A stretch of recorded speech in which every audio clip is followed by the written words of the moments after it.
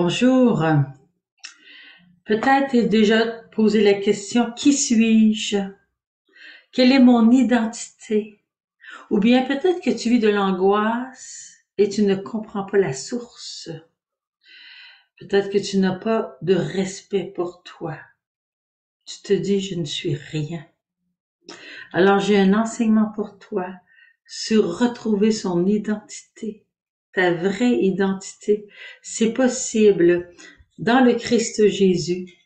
Alors, j'ai préparé 4 dessins pour montrer euh, les besoins fondamentaux de la personne humaine et montrer comment notre Dieu nous a créés, qu'est-ce qu'il a placé en nous et qu'est-ce qui a été brisé dans notre nature par le péché dès les origines de la création et comment on peut retrouver dans le Christ Jésus l'identité que le Seigneur a voulu pour nous de toute éternité, parce qu'il nous aime. Il est notre Père, notre Dieu, il est tout-puissant.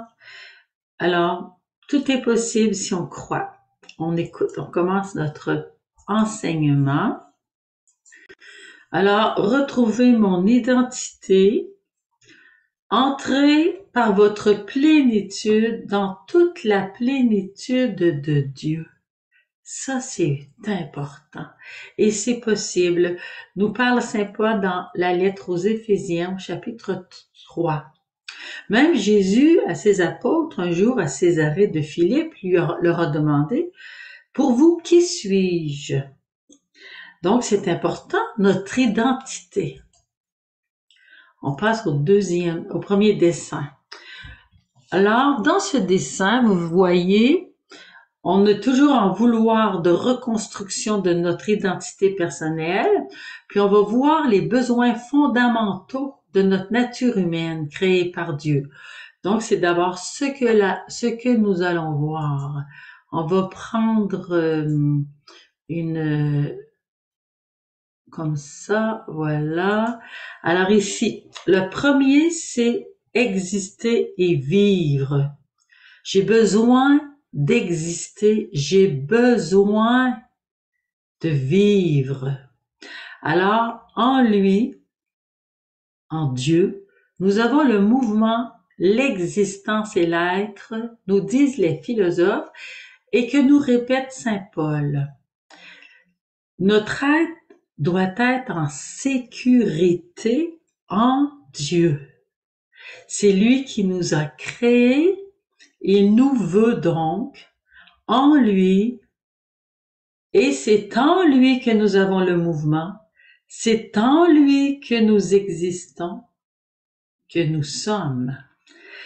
Deuxième ici, notre besoin fondamental, c'est d'être aimé et reconnu pour ce que je suis. Combien de fois on se dit, j'aimerais ça qu'on me reconnaisse pour ce que je suis.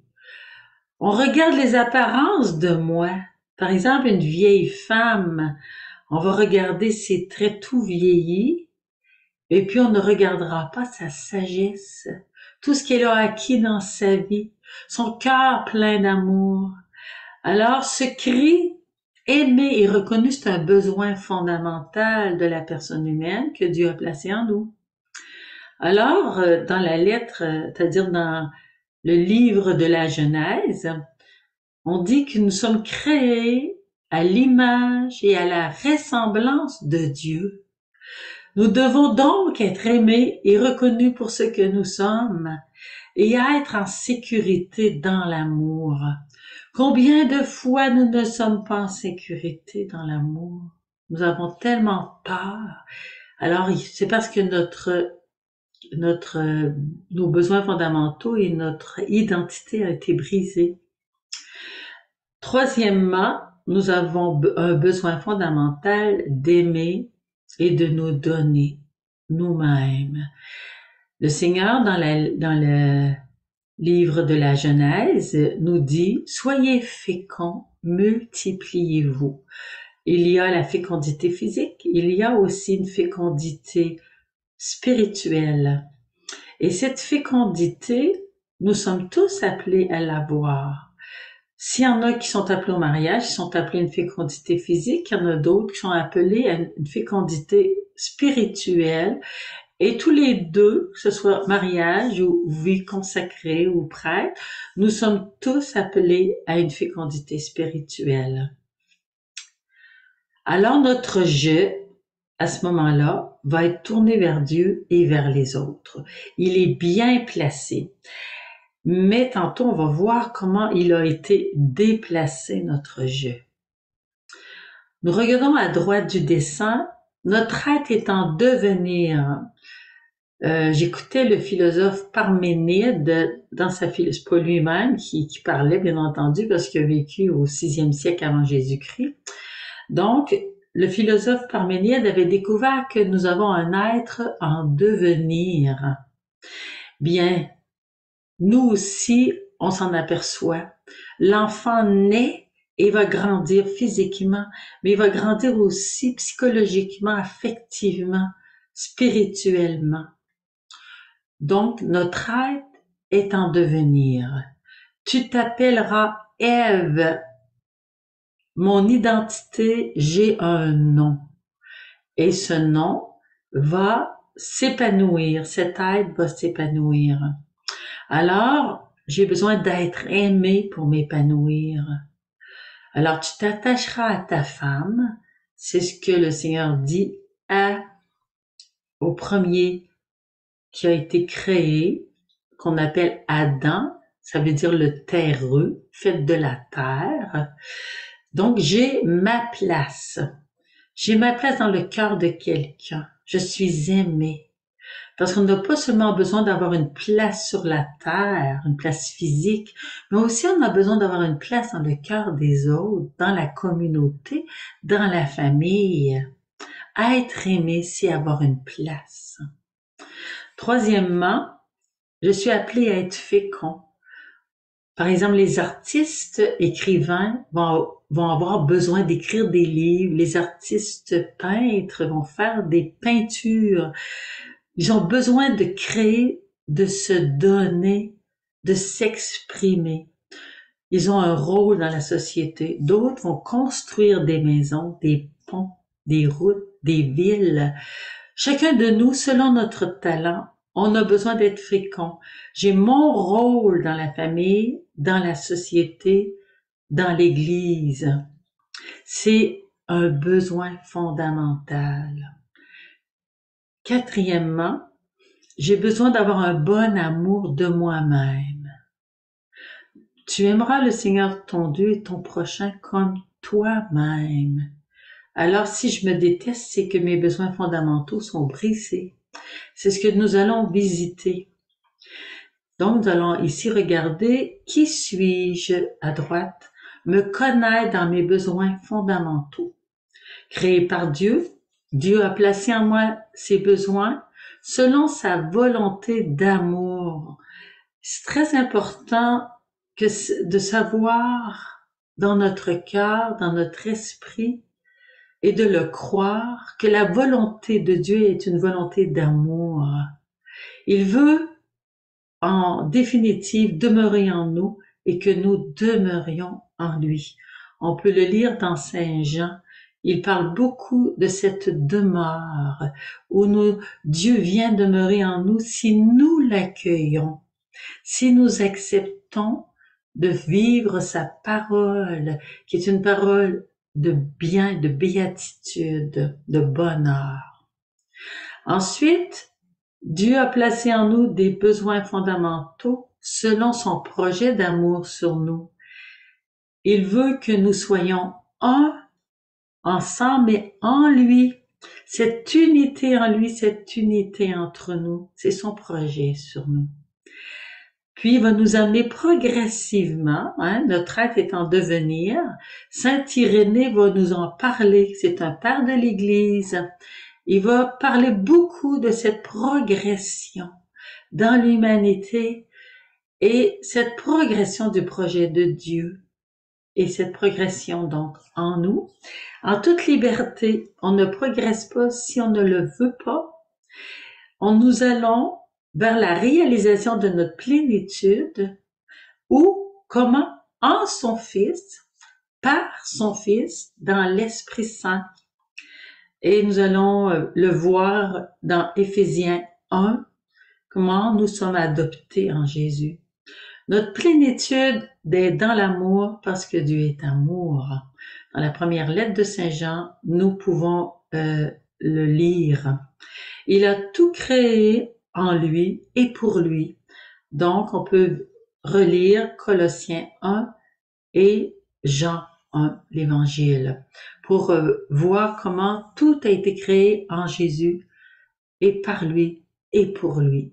Nous venons de Dieu et nous en allons en Dieu, mais en Jésus.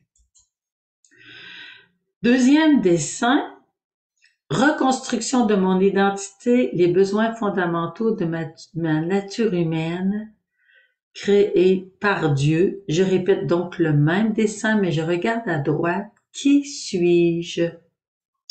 Je dois donc me connaître dans mes besoins fondamentaux, très simplement accueillir que je suis créé par Dieu, parce qu'aujourd'hui on se bat contre la notion de création. Créer, ça veut dire que je me reçois. C'est pas moi qui me suis faite.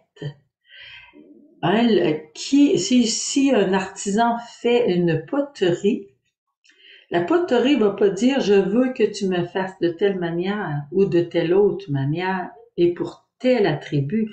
Donc Dieu a décidé qu'il m'a créé, il m'a créé de telle manière, il m'a créé libre et responsable à son image et nous cheminons vers lui par sa grâce, c'est-à-dire il nous tend la main, ne nous laisse jamais seuls et nous progressons et nous cheminons vers un bonheur éternel.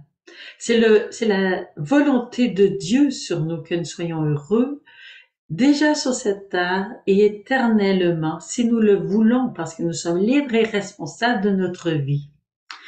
Nous sommes appelés à une plénitude de notre être. Redisons-le, entrez par votre plénitude dans toute la plénitude de Dieu. C'est le projet de Dieu sur nous. Maintenant, c'est le dessin B. Mes besoins sont pervertis. Mes besoins fondamentaux sont pervertis dans ma nature humaine, blessée. Maintenant, j'ai été blessée à l'origine de l'humanité. Ma nature a été détournée du projet de Dieu parce que j'ai été créée libre. Donc, les premiers humains ont choisi de ne plus écouter le Seigneur Dieu, son Père et Créateur, mais d'écouter son ennemi. Et à partir de ce moment-là, ces besoins fondamentaux sont devenus de faux besoins. Le besoin de posséder, donc une convoitise est entrée en nous, puis qui s'exprime en compensation souvent. Une compensation dans la nourriture, dans le vêtement, dans les sports, dans de faux amours, une compensation dans le travail. Nous convoitons ce que nous n'avons pas. Nous voulons posséder. Posséder et posséder, c'est comme une maladie parce que notre être profond, ici qu'on voit ici au milieu, notre être profond est vidé de son intérieur. Dieu est fait pour habiter ici au cœur de nous-mêmes et nous l'avons chassé. Nous avons choisi son ennemi, je le répète. Deuxièmement, à gauche, mon besoin perverti va m'amener à vouloir paraître. Parce que je vais être connu, mais il va être perverti ce besoin-là. Maintenant, je veux paraître. Alors, je veux avoir la meilleure auto, la plus belle maison, le meilleur job. Je veux paraître par mes talents. Et c'est une vanité, comme dirait l'Ecclésiaste, vanité des vanités, tout est vanité. Parce que ce désir de paraître va toujours me laisser vide aussi. Ça ne remplira pas mon cœur. J'ai chassé Dieu de mon cœur, qui était la plénitude à laquelle j'étais appelée. Et mon troisième besoin perverti c'est que je veux du pouvoir. et dominer. Parce que je veux exister, je veux vivre, et je pense que c'est en ayant du pouvoir, de la domination sur les autres, même des fois les écraser pour m'élever, parce que j'ai besoin de vivre, de sentir que je vis. Mais c'est faux. Mon cœur reste vide. Mon besoin est perverti. C'est pourquoi mon cœur reste vide. J'ai pas pris la bonne direction. Donc mon je devient le centre de ma vie. Et c'est mon malheur. Au lieu du bonheur, je fais mon malheur. Alors en raccourci, premier besoin, jouir en possédant. Deuxième, briller en paraissant.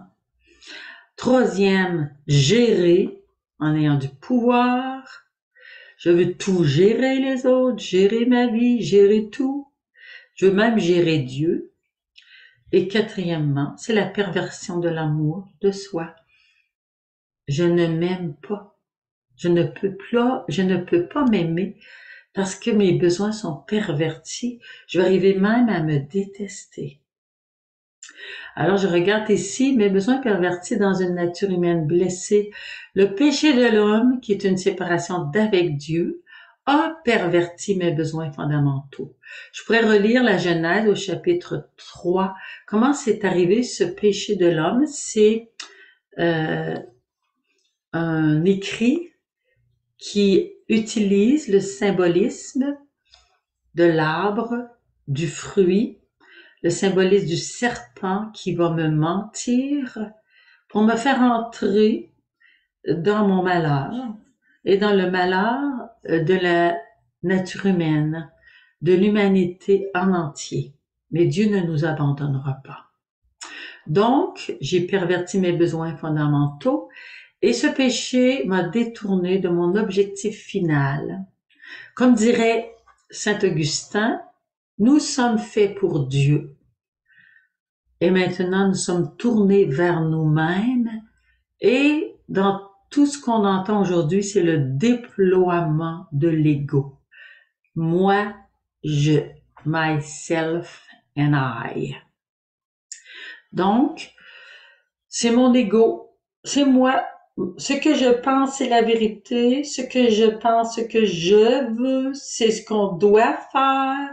Je décide que moi, alors c'est tout le temps ça. C'est le déploiement de l'ego partout. Puis, on va comme me baptiser. Si toi tu veux ça, ben c'est correct. Tout ce que tu veux, c'est correct. Ce que l'enfant veut, c'est correct. Hein, l'enfant roi. Et on les entraîne dès la maternelle à vouloir tout ce qu'ils veulent. Exemple, on se réalise par la possession des choses. J'ai besoin de me prouver que j'existe.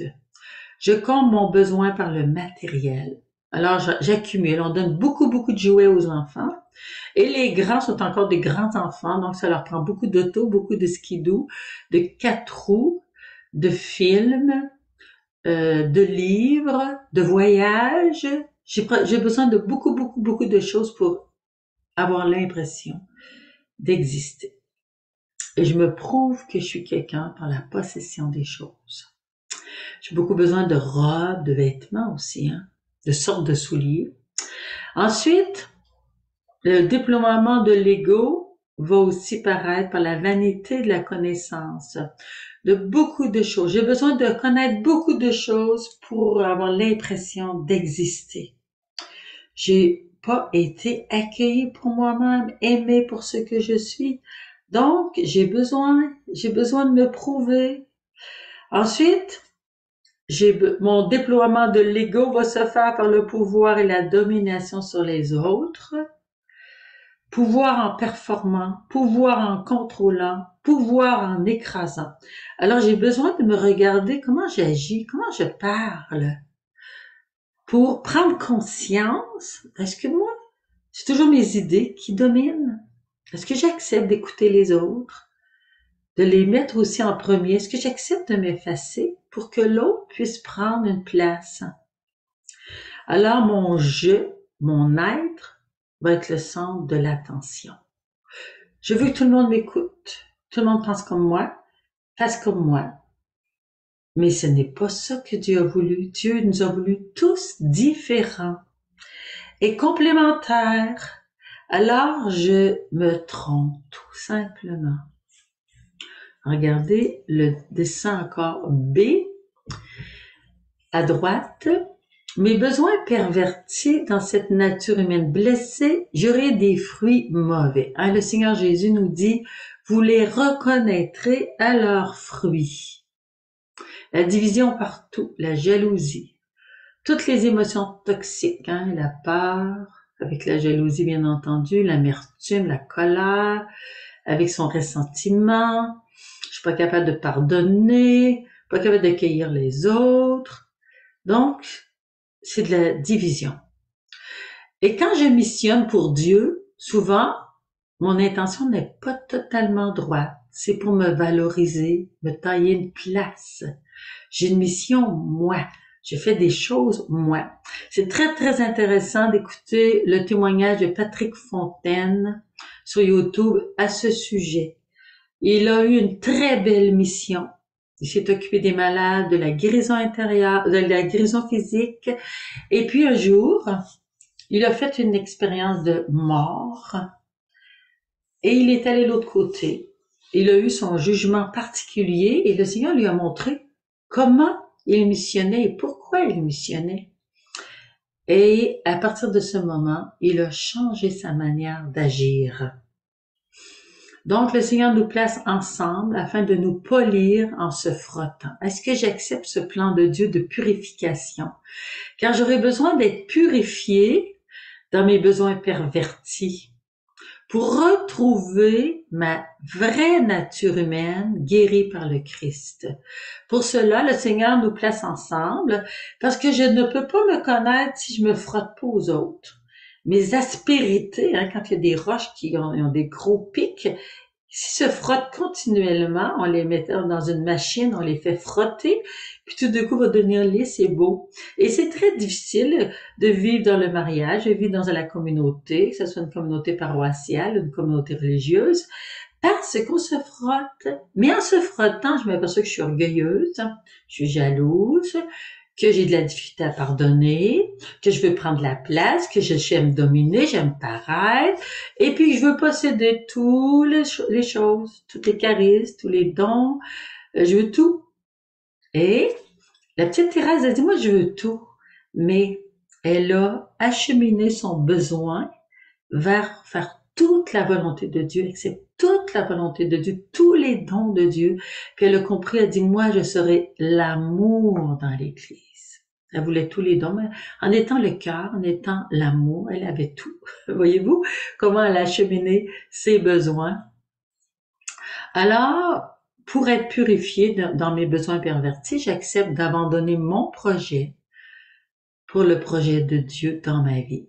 Je lui fais confiance.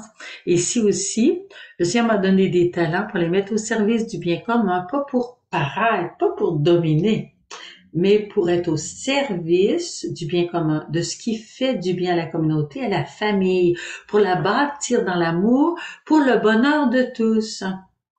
Est-ce que j'accepte de démissionner de mon affaire? C'est quoi mon affaire? Mon projet, mes idées. Est-ce que j'accepte de vivre non pas une vie double, mais une vie d'abandon à Dieu? Est-ce que je suis là pour le Seigneur, pour les autres ou pour moi? Le Seigneur va s'occuper de moi, mais moi, il veut aussi que je m'occupe des autres et il va être avec moi pour m'aider à m'occuper des autres. Maintenant, le dessin C. Il y a des personnes qui ont vécu tellement de souffrance. Je crois que je vais montrer mon visage. Oui, il y a des personnes que j'ai rencontrées qui ont vécu tellement de souffrance dans leur enfance, même qui ça a commencé dans le sein de leur mère, que les besoins pervertis de leur nature humaine ont été extrêmement pervertis. Parce qu'ils n'ont pas reçu l'amour qu'un enfant doit recevoir. Et à ce moment-là, la reconstruction de leur être va être difficile. Ils auront besoin de beaucoup d'aide et le Seigneur va être là pour eux parce que moi j'en ai rencontré de ces personnes et j'ai vu comment le Seigneur était là pour elles, mais elles doivent être dociles, confiantes et se faire beaucoup aider. Rentrer dans cette obéissance à de l'amour, à l'amour de Dieu par l'aide des bonnes personnes. Donc, le sentiment de ces personnes-là, au lieu d'être, ils auront un sentiment de non-existence. Voyez-vous le numéro 1, de vide et de néant. Ils auront une angoisse existentielle et l'impression d'être utilisés. Alors, voyez-vous, une personne humaine qui est appelée à être, à vivre, à exister, Dieu, c'est son projet, bien vit le vide et le néant. Non-existence. Pourquoi? Il y a des personnes, dès le sein de leur mère, qui ont vécu le rejet.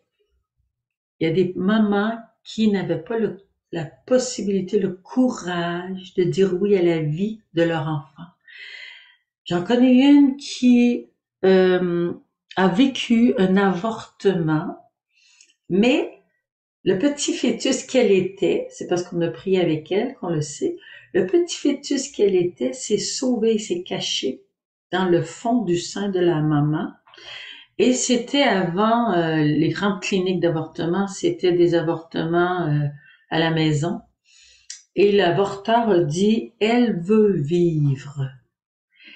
Donc, il n'a pas été capable de l'avorter. Et cette femme a vécu cette souffrance du vide, du néant, d'angoisse, d'être pas accepté, comme on le voit au numéro 2, non aimé, rejeté. Et quand on étudie le rejet, bien le rejet de soi-même par notre maman va m'amener à me rejeter, à rejeter les autres et des fois rejeter Dieu parce que je souffre trop. Et cette personne peut vraiment rentrer dans la séduction pour être aimée, pour plaire, parce qu'elle a le sentiment d'un tel vide. Elle va peut-être entrer dans une grande dépendance affective et quelquefois entrer dans la prostitution. Parce qu'elle n'a plus le respect d'elle-même. Elle ne l'a pas parce que son père, sa mère l'a pas eu pour elle. Donc, elle va souffrir profondément. Mais même si c'est caché, ça va être caché à elle parce que son subconscient va l'avoir éjecté, comme on a étudié dans, comment on dit ça, l'hypersensibilité, harmoniser l'hypersensibilité. Donc, le subconscient éjecte les souvenirs pour qu'on s'en souvienne plus, pour qu'elle puisse continuer de vivre. Ensuite, cette personne-là, pour survivre, va essayer de tout contrôler. Il y a des personnes qui vont se faire des grosses forteresses pour se protéger. Alors, ils contrôlent tout. Et se cachent en eux-mêmes, mais c'est tout inconscient. Contrôler sa vie, contrôler les autres, contrôler les événements, contrôler dans sa tête, dans ses actes. Et autour d'elle, elle va essayer de contrôler les autres. Ou bien, elle va donner tout sans limite aux autres. Parce que dans le fond, il faut absolument qu'elle soit aimée. Donc, son don, il ne sera pas bon. Sa mission va être comme donner sans limite, sans limite, sans limite. Son intention ne sera pas bonne.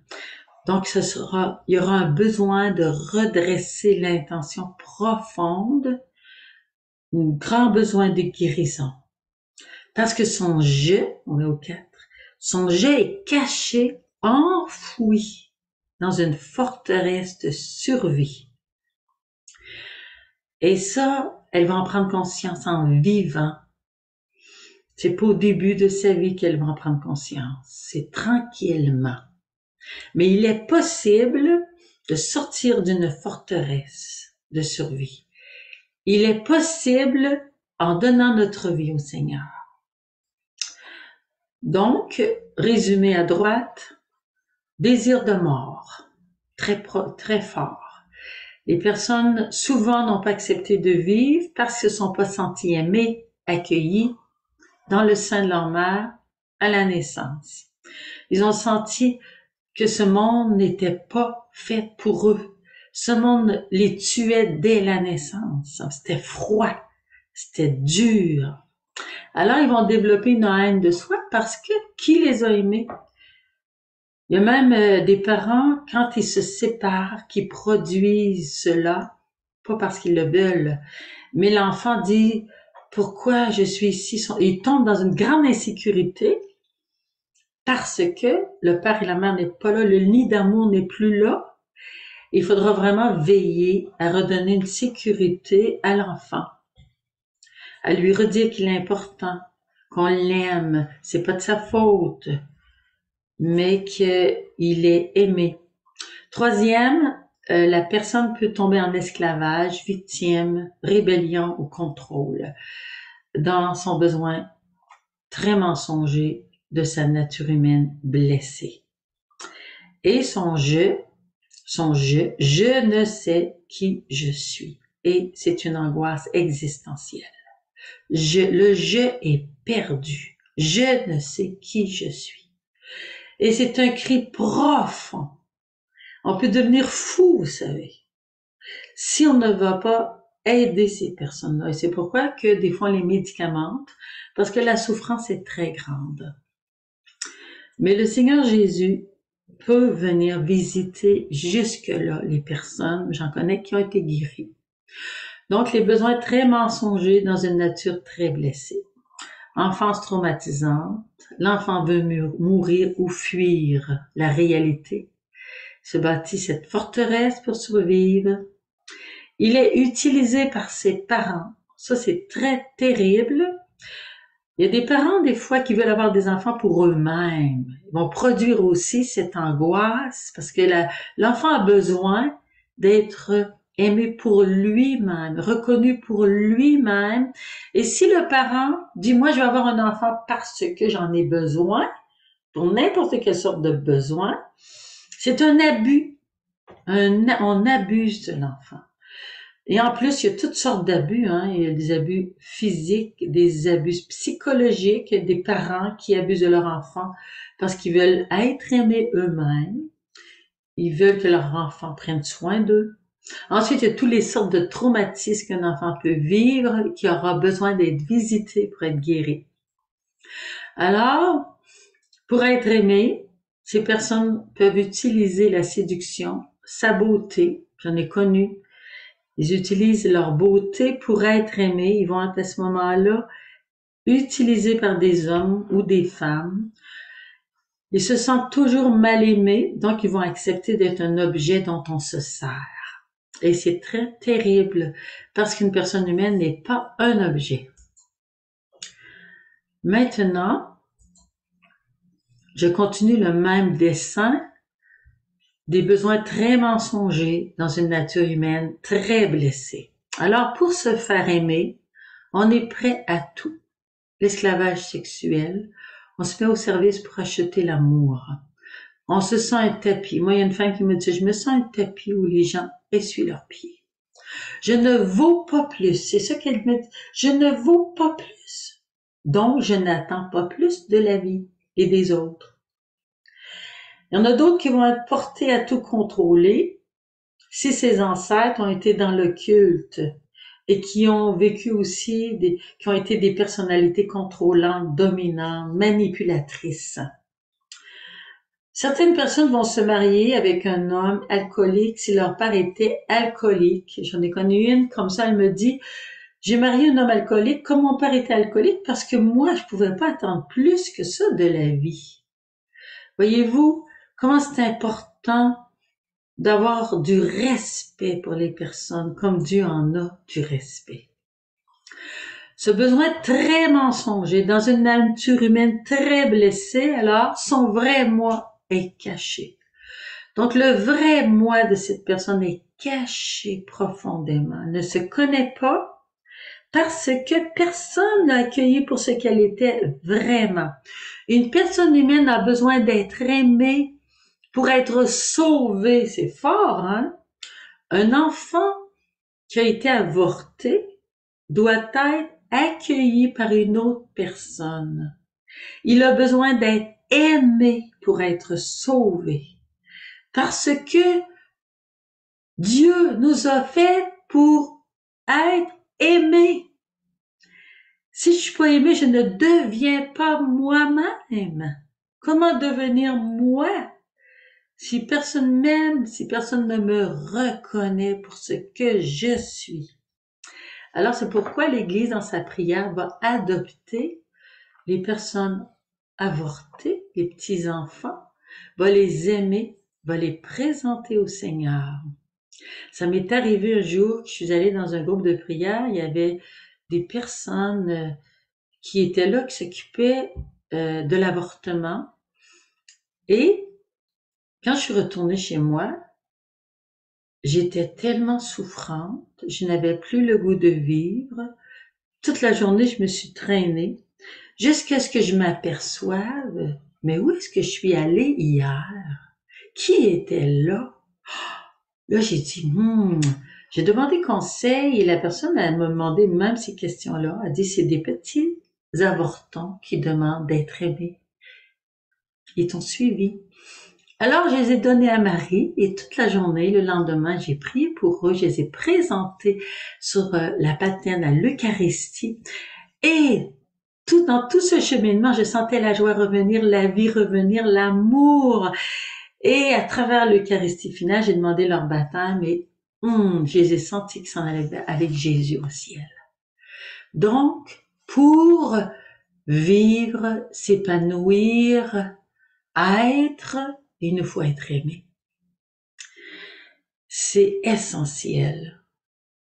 Donc, il faut savoir que la personne qui n'est pas aimée se protège pour survivre.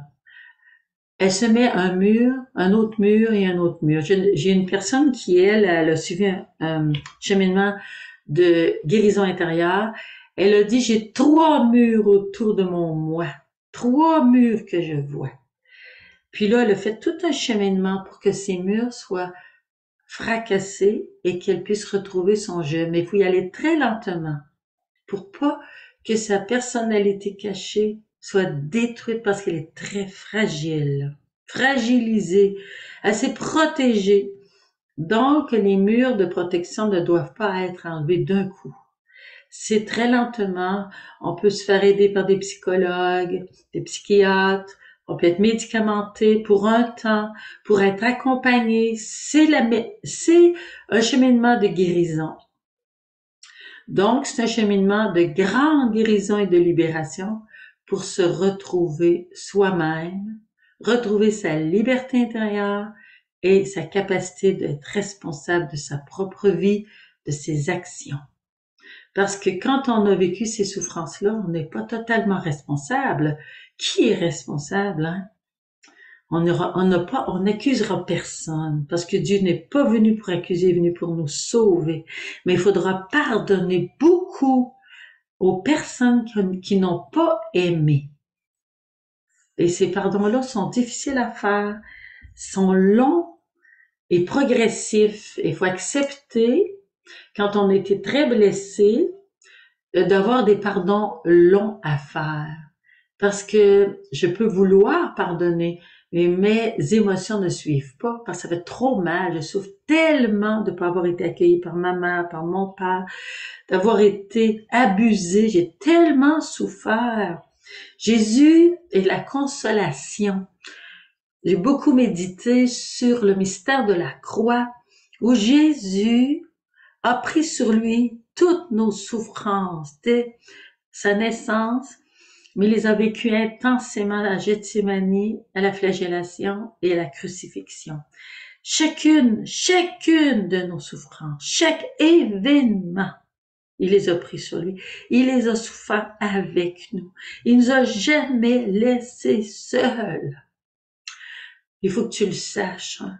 C'est abusé, lui a été abusé. Il était avec toi. Et il a réparé sur la croix tous les péchés que moi j'ai faits, que tu as fait, mais aussi que nos parents ont fait. Donc, il ne veut pas qu'on accuse. Et c'est avec sa grâce qu'on peut dire, Père, pardonne-leur. Ils ne savent pas ce qu'ils font. Reconstruction de mon identité dans mes besoins, renouvelée par l'Esprit Saint. Voilà notre espérance. On vient de voir une très grande souffrance. Maintenant, nous allons voir la résurrection. Après le mystère de la croix, Jésus est ressuscité. Il est vivant parmi nous et c'est cette puissance de résurrection qui va agir dans notre vie à nous, dans notre quotidien. Et c'est pourquoi je dois dire à Jésus, Jésus, là, je te donne la permission de m'aimer et de reconstruire mon identité. Peut-être que mon identité n'a pas beaucoup été blessée, donc je peux retrouver mes besoins fondamentaux comme le Seigneur les a créés, parce que mes parents m'ont bien éduquée dans une belle vie chrétienne. Je suis en paix, je suis en sécurité, je me sens bien dans ma peau. Mais peut-être que c'est le contraire, hein, comme on a vu. Alors là, on va regarder ce que le Seigneur me promet, ce qu'il te promet et que tu dois croire. Vous savez que moi-même, j'ai laissé à ma porte pendant 5 ans la parole de Dieu qui disait « Je te donnerai le bonheur ». Parce que je sentais une sorte de tristesse profonde en moi, une angoisse, parce que moi j'ai vécu une angoisse profonde un jour. À 20 ans, moi je me sentais justement dans une forteresse. Et le Seigneur, quand je me suis convertie, a ouvert la porte. Mais moi, je n'étais pas encore sortie de mes protections. Il a fallu que je fasse tout un cheminement. Et je suis passée de l'angoisse, parce que aussi j'ai été allée dans le culte, et ça l'a aidé l'angoisse. Et ensuite, j'ai retrouvé la paix avec un cheminement de guérison. Et mon âme est profondément en paix aujourd'hui. Et mon cœur est dans le bonheur, comme on peut le connaître sur la terre. C'est pas encore la perfection, mais je suis heureuse. Donc, je te dis, c'est possible de retrouver la paix, le bonheur, la joie et la capacité d'aimer. Donc, qu'est-ce que le Seigneur nous promet ici?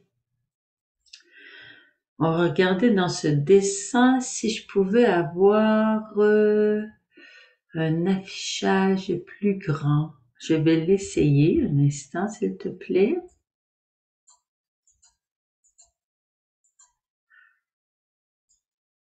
Un petit peu trop grand, comme ça. Donc, mes besoins de mon être renouvelés dans le Christ par l'Esprit Saint. Alors pour cela, c'est très important de rencontrer le Christ. Donc on regarde à gauche le dessin. Je suis un fils d'adoption.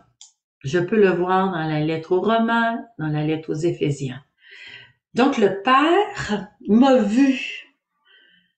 Il a vu ma souffrance, il a vu mon être blessé.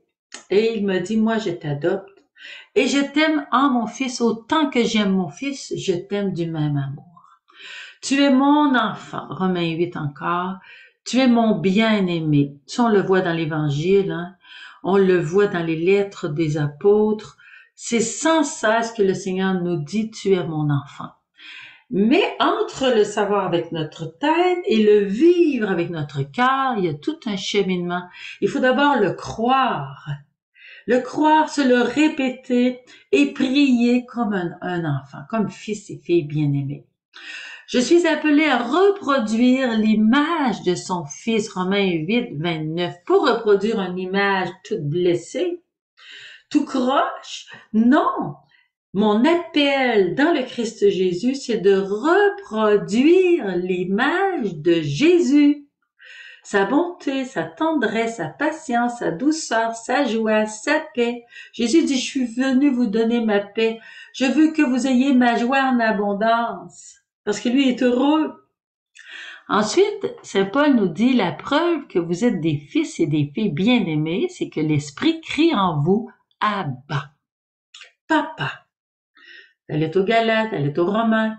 Moi, là, je me souviens d'avoir vécu quelques expériences très fortes de prière où je l'ai entendu, ce cri de l'Esprit Saint en mon cœur qui criait « Papa ». J'ai tellement pleuré de joie. Je pleurais. C'est comme si je retrouvais les racines de mon être, de mon existence. Mon papa du ciel. Oui, papa, je le répétais sans arrêt. Papa, papa. C'est l'Esprit Saint qui faisait ça en moi. Et le Seigneur, il veut le faire en toi. Ensuite, je suis héritière, pas de millions, beaucoup plus que ça. Je suis héritière de Dieu, de son paradis. Je suis co-héritière du Christ, de sa vie éternelle, dès cette terre. Le Seigneur me donne la capacité par ses dons, charisme, sa vie, son esprit, de vivre déjà du Christ. Nous sommes des fils adoptifs par Jésus-Christ, bénis dans le Christ. Nous ne sommes pas maudits, nous sommes bénis. Bénédiction, le Père nous dit des belles choses de nous. Nous sommes élus en lui, nous sommes choisis, on a besoin d'être choisis. Quand il y a des jeunes filles, par exemple, à l'adolescence, elles regardent les garçons puis ils disent « Ah, j'aimerais ça qu'ils me choisissent, j'aimerais ça être choisi par un garçon. » Mais là, nous sommes choisis comme des êtres uniques par Dieu, qui est unique, qui nous aime à la folie. Dieu nous a aimés, il nous a fait revivre avec le Christ dans sa résurrection.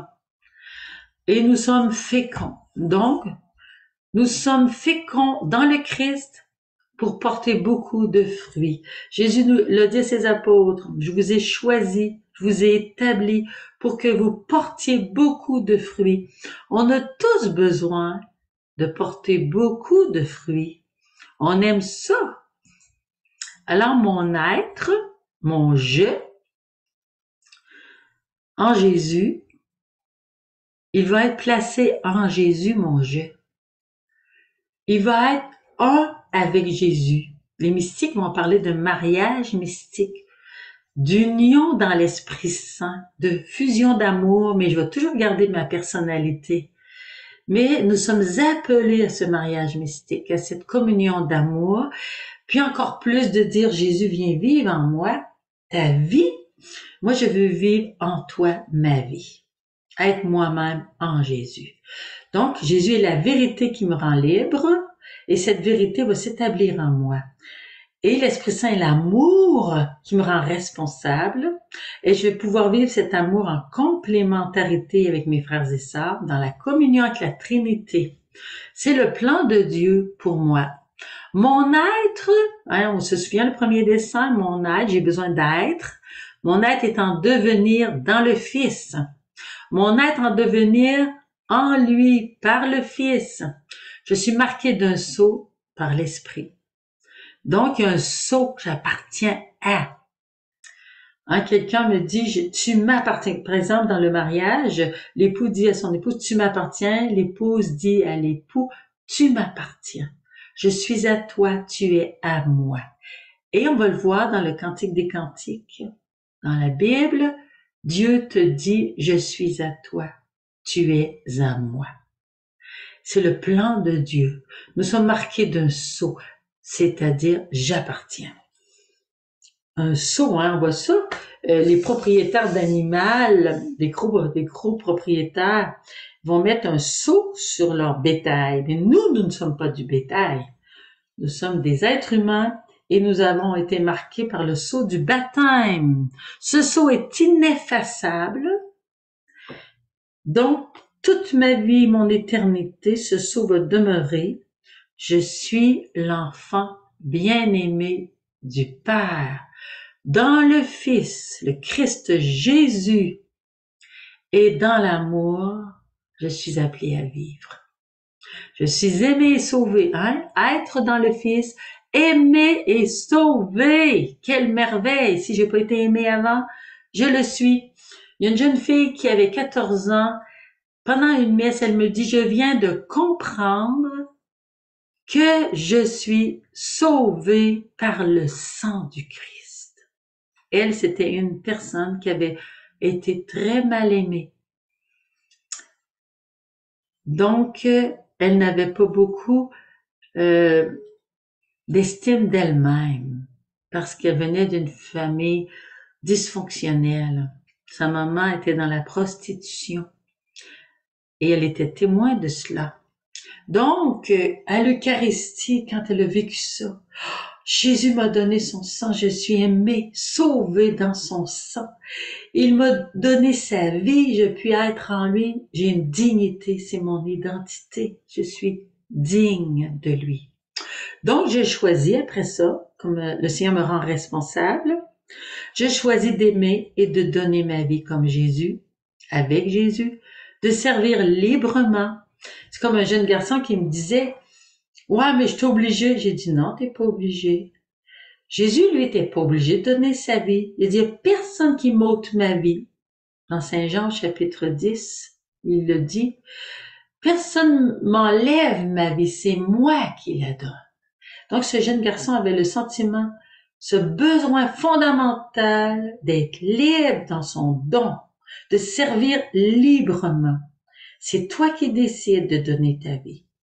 Alors, il se prépare à la première communion, mais j'ai dit, c'est toi qui décides quand tu veux le faire. C'est pas moi. Donc, je le mets dans sa liberté, il a besoin de cela. Il veut pas être dominé, il veut pas être asservi, il n'est pas un esclave, il est un enfant de Dieu. Rendre l'autre à sa liberté. Être moi-même en Jésus, voici mon je, retrouve sa dignité. Donc, je vais regarder maintenant à droite. Reconstruire mon identité dans mes besoins renouvelés par l'Esprit Saint.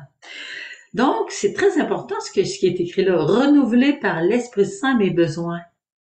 Je les retrouve.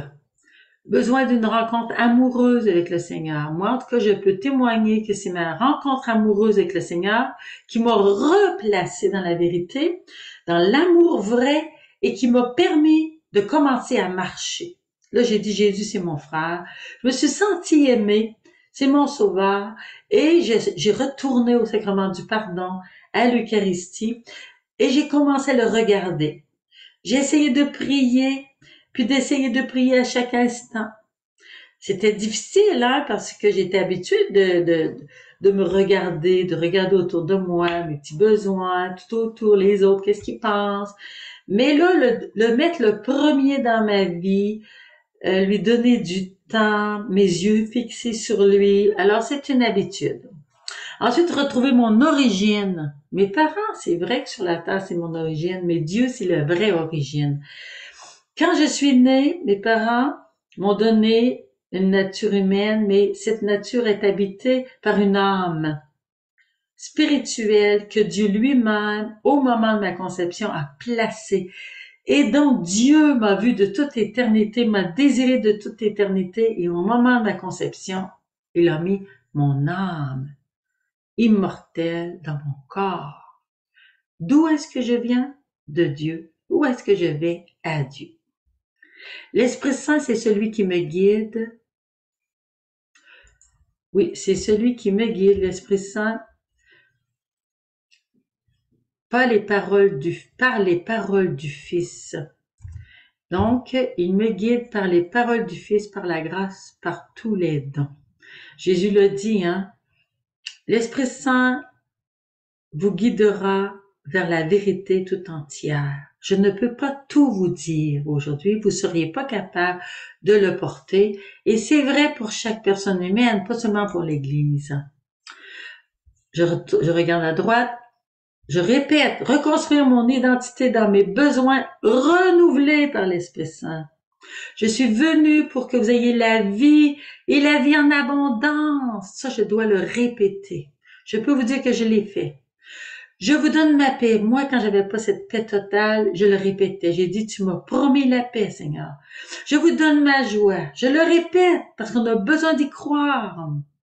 Se saisir des promesses du Christ et marcher vers leur accomplissement dans ma vie. Il nous a sauvés par amour. Il nous redonne un nom. Dans l'Apocalypse, on voit ça, hein. Je vous donnerai un nom écrit sur un caillou blanc. Je vous donne une place. Hein, Jésus dit, je vous appelle plus mes serviteurs, mais mes amis, parce que je vous ai tout dit, mes secrets.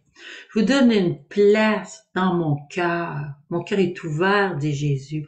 Je vous donne un rôle. Vous allez avoir quelque chose à faire pour étendre l'amour sur la terre. Mais je vous donne aussi la sécurité en moi. N'ayez pas peur. Le Seigneur ne veut pas qu'on vive dans la peur. Ne craignez pas. Je l'écris. N'ayez pas peur.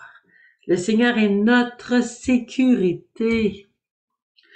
Et c'est très important d'avoir la sécurité en Dieu. Passer de mes besoins pervertis à mes vrais besoins dans ma nouvelle identité filiale. Alors je suis fille, fils dans le Fils. C'est mon identité. Je suis Jésus en lui. Je m'appelle Monique, Jésus. Tu t'appelles Gérard, Jésus. Tu t'appelles Yvette, Jésus. Voilà ta nouvelle identité.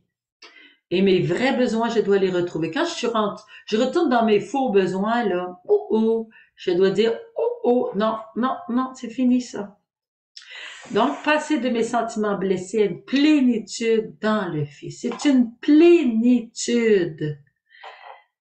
Oui, je passe à la plénitude, comme le Saint Paul nous l'écrivait. Passer à la plénitude de vie dans le Christ Jésus. Alors, j'espère que vous avez aimé cet enseignement. C'est une vie, toute notre vie, nous allons y revenir parce que c'est pas d'un coup qu'on y arrive. Sur la terre, je vis vers la plénitude et je ne dois pas me décourager. Non. Tout est possible à Dieu, mais il me demande ma foi, de croire. Et quand l'ennemi veut arrêter ma foi, je prends le bouclier de la foi. Je dis, je crois. Je n'ai pas peur. Et je répète les promesses de Dieu. Je redis, je suis l'enfant bien-aimé du Père. Je vis en Jésus, il est ma sécurité. Toutes ses paroles sont la vérité. Son amour est mon refuge. Je n'ai pas besoin de forteresse. Le Seigneur est mon berger. Je ne manque de rien. Passerai-je au ravin de ténèbres, il est avec moi. Alors je te souhaite la sécurité en Dieu et la joie et la paix et la vie éternelle.